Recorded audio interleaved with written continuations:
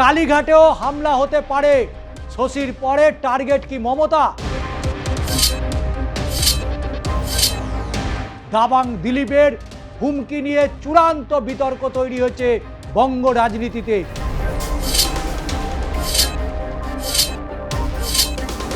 এতদিন যা গুন্ডামি করেছেন তার সব হিসাব চোকাতে হবে। একজন জনপ্রতিনিধি হয়ে রাজ্যের মুখ্যমন্ত্রীকে কিভাবে এমন হুমকি দিতে পারেন?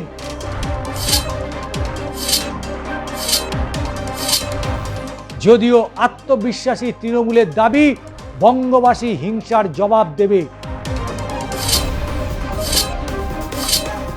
ধমকি চমকি দিয়ে মমতা বন্দ্যোপাধ্যায়কে দমানো যাবে না।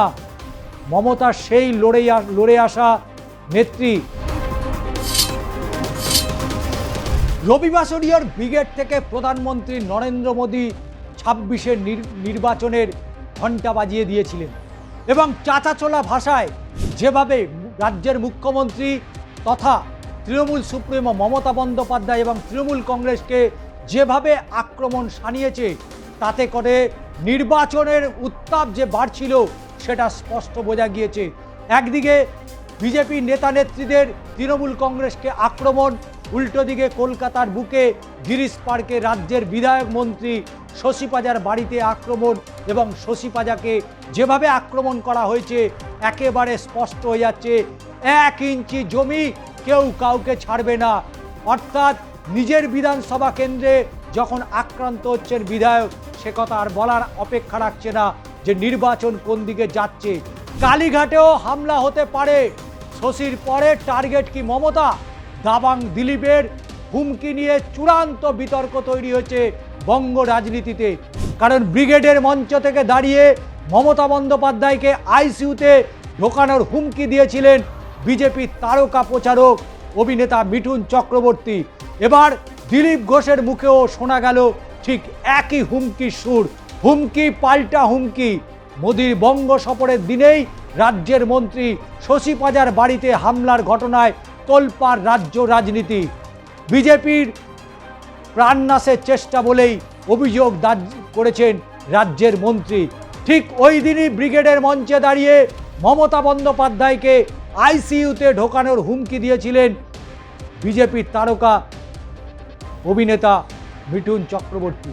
কিন্তু দিলীপ ঘোষ, যে মমতা বন্দ্যোপাধ্যায়ের সাথে তার একটা সখ্যতা ছিল, সেই দিলীপ ঘোষের মুখেও শোনা গেল একই হুমকির সুর। তবে কি শশী পাজার পর টার্গেট রাজ্যের মুখ্যমন্ত্রী মমতা বন্দ্যোপাধ্যায়? স্বাভাবিকভাবে উঠে আসছে সে প্রশ্ন, একজন জনপ্রতিনিধি হয়ে রাজ্যের মুখ্যমন্ত্রীকে কিভাবে এমন হুমকি দিতে পারেন? দিলীপ ঘোষের মন্তব্য উঠেছে সেই প্রশ্ন। তিনি তেঘরিয়া সরকারি অনুষ্ঠানের আশ্বাস এবং সেই জায়গা থেকে প্রাতঃভ্রমণের পর নিউ টাউনের ইকো পার্কের সামনে দাঁড়িয়ে সাংবাদিকদের মুখোমুখি হন দিলীপ ঘোষ এবং তিনি বলেছেন, বাইরে লোক লাগে না, আমরাই তৃণমূলকে মারতে পারি, সারা বাংলায় মারব। আমরা কর্মী এবং সাধারণ মানুষকে আহ্বান করছি, আমরা একেবারে সামনে আছি, আপনারা হাত লাগান, এবার আমরাও হাত লাগাবো। কলকাতায় যদি ঢুকতে পারি সারা বাংলায়ও ঢুকতে পারবো। শশী পাজার নাটক করেছেন, গুরু যেমন চেলাও তেমন। সুদীপ বন্দ্যোপাধ্যায়কে সিবিআই গ্রেপ্তারির সময় পার্টি অফিস ভাঙচুর করেছিলেন, ভুলে গেছেন সে কথা? আর যা হওয়ার তাই হয়েছে। বাসে ইট পাটকেল ছুঁড়েছিলেন, বুঝতে পারিনি সবসময় এরকম হবে না। আমাদের কর্মীরাও তৈরি আছেন। এবার সাবধান না হলে শুধু মাথা নয়, আরও অনেক জায়গায় ব্যান্ডেজ বাঁধতে হবে। বোমা বন্দুক সব আনবো। এরপর রীতিমতো হুঁশিয়ারি সুরে দিলীপ ঘোষ বললেন, মনে রাখবেন কাল প্রধানমন্ত্রী বলেছেন, সবকা সাথ সবকা বিকাশ সবকা হিসাব। হিসাব মানে শুধু টাকার হিসাব নয়, এতদিন যা গুন্ডামি করেছেন তার সব হিসাব চোকাতে হবে। যদি শশী পাজার বাড়িতে হামলা হতে পারে, তবে কালীঘাটেও হামলা হতে পারে। মদন মিত্র বা চেতলার বাড়িতেও হামলা হতে পারে এবং হবেও, এটা জেনে রাখুন। নাড্ডাজির ওপর এখানে হামলা হয়েছিল, আমি নিজে গাড়িতে ছিলাম। মোদিকে গো ব্যাক হোর্ডিং সারা কলকাতায় লাগানো হয়েছিল, একদিন পেটাতেই হোর্ডিং নামিয়ে দিয়েছেন। বেশি বাড়াবাড়ি করলে আমি তৃণমূলকেই নামিয়ে দেব। বলে রাখা ভালো, গত কয়েকটি নির্বাচনে বাংলায় মোটেও আশানুরূপ ফল করতে পারেনি বঙ্গ বিজেপি। তবে 26-এ বিজেপির কাছে ডু অ্যান্ড ডাই ম্যাচ। তবে তা সত্ত্বেও বিজেপির সাংগঠনিক দুর্বলতাই বারবার প্রকাশ্যে এসছে। তার ওপর আবার তাদের গোষ্ঠী কোন্দল। প্রশ্ন উঠছে, তবে কি ভোটের লড়াইয়ে তেমন ভালো ফল নাও হতে পারে বঙ্গ বিজেপির? এই আশঙ্কায় হুমকির রাজনীতি গেরুয়া শিবিরে। যদিও আত্মবিশ্বাসী তৃণমূলের দাবি, বঙ্গবাসী হিংসার জবাব দেবে। বঙ্গবাসী হিংসার জবাব দেবে। বিজেপির প্রার্থী তালিকা নিয়ে এখনো কোনো চূড়ান্ত ফয়সলা হয়নি।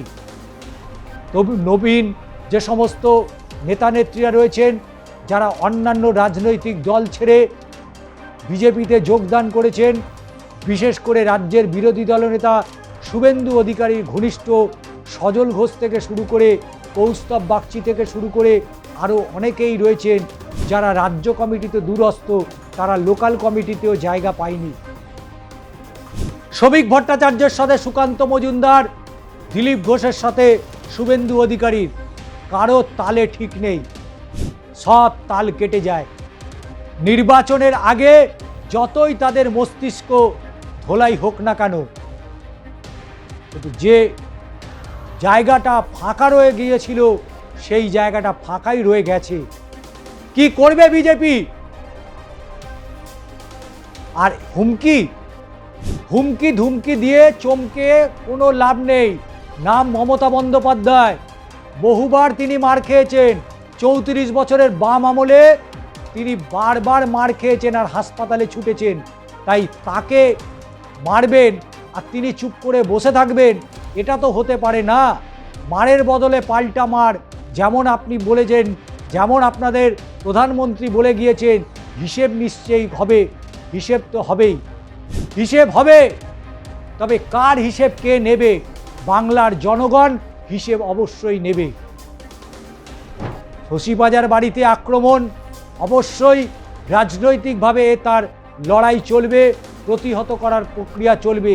কিন্তু কালীঘাটে আক্রমণ হলে বাংলার বিজেপি কোথায় যাবে, কোন গর্তে মুখ লোকাবে, তা কি বঙ্গ বিজেপির নেতাকর্মীরা জানেন? তাই ধমকি চমকি দিয়ে মমতা বন্দ্যোপাধ্যায়কে দমানো যাবে না। মমতা সেই লড়ে আসা নেত্রী, যা 98 সালে তার তৃণমূল কংগ্রেসের জন্ম, আর 2011 সালে সরকারে অর্থাৎ বাংলার মসনদে বসা তার নাম মমতা বন্দ্যোপাধ্যায়। তাই স্বাভাবিকভাবেই যে ধমকি, যে চমকানো চলছে, সেই ধমকানো চমকানো সারি হবে বঙ্গ বিজেপি। 21-তে অনেক বড় বড় কথা বলেছিল। 21-তে বরং বিজেপি এসে গিয়েছে এমন একটা পরিস্থিতি তৈরি করা হয়েছিল, কিন্তু সেই 21-এ বিজেপিকে আসতে পেরেছিল। হ্যাঁ, বহু মিডিয়া তারা যা এক্সিট পোল করছে, কোথায় মমতা বন্দ্যোপাধ্যায়কে 105টা, কোথাও আর বিজেপিকে 130টা আসন দিয়ে বসে আছে। সবই দিয়ে দিতে পারে, মন গড়াতে যার যাকে ভালো লাগে তার আসন এমনি বাড়িয়ে দিতে পারে, কিন্তু ভোট তো দেবে জনগণ। বিধানসভায় মানুষ তো ভোট দেবে। মানুষ কাকে ভোট দেবে সেটা তো কোনো রাজনৈতিক নেতা নেত্রীরা ঠিক করে দিতে পারেন না। মানুষ কাকে ভোট দেবে তা অলরেডি তারা চিন্তা করে ফেলেছে। তারা একেবারে নিশ্চিত যে তারা তাদের রাজনৈতিক নেতা বা দলকেই তারা নির্বাচিত করবে। সেটা বিজেপি হতে পারে, সিপিএম হতে পারে, কংগ্রেস হতে পারে, যে কোনো রাজনৈতিক দল হতে পারে।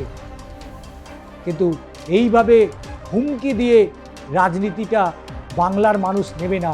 কারণ বাংলার মানুষ শান্তিপ্রিয় মানুষ, বাংলার মানুষ অশান্তি পছন্দ করে না, বাংলার মানুষ শান্তিতে থাকতে ভালোবাসে। তাই বহু ঘটনা ঘটলেও বাংলার মানুষ কিন্তু বাংলাকে সবসময় শান্ত রাখার চেষ্টা করেছে। আজ এই পর্যন্তই, আবারও দেখা হচ্ছে পরবর্তী ভিডিওতে এবং আপনাদের মতামত জানাতে একেবারেই ভুলবেন না।